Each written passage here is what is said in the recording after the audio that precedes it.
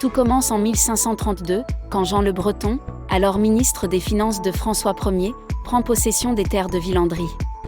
Il fait raser l'ancienne forteresse à l'exception du donjon pour édifier un château et des jardins, avec toute l'élégance de la Renaissance.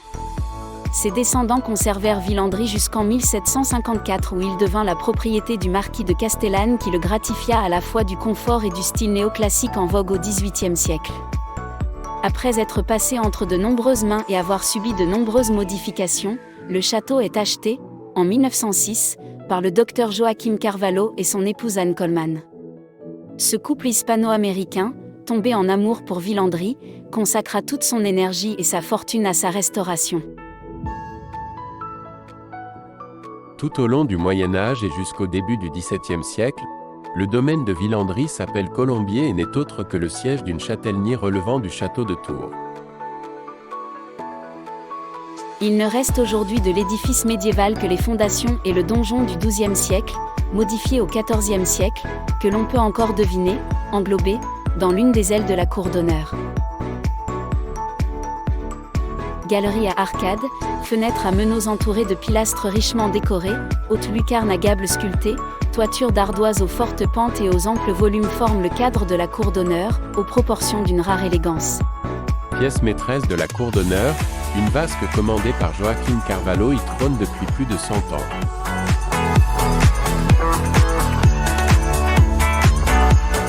On connaît bien évidemment Villandry pour ses jardins, mais aussi pour ses décors intérieurs passant du salon aux cuisines puis par la bibliothèque, les chambres à coucher ou la salle à manger. Vous y découvrirez une quinzaine de pièces meublées et décorées avec soin.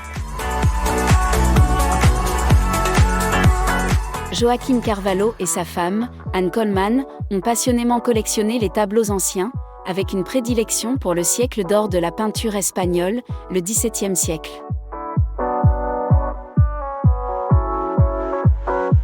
Les jardins sont également revus au goût du jour. Dans un premier temps, le parc est agrandi, suite au rachat de terres par le marquis de Castellane en 1760, puis agencé à la française. Allées rectilignes, miroirs d'eau, parterres, orangerie, terrasses remplacent les parquets Renaissance.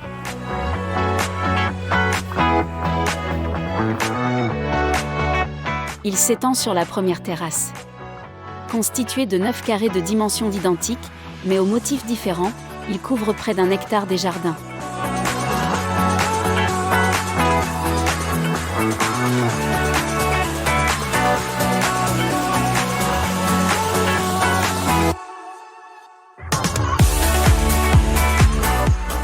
Il se déploie sur la seconde terrasse. Les deux salons sont séparés par le canal.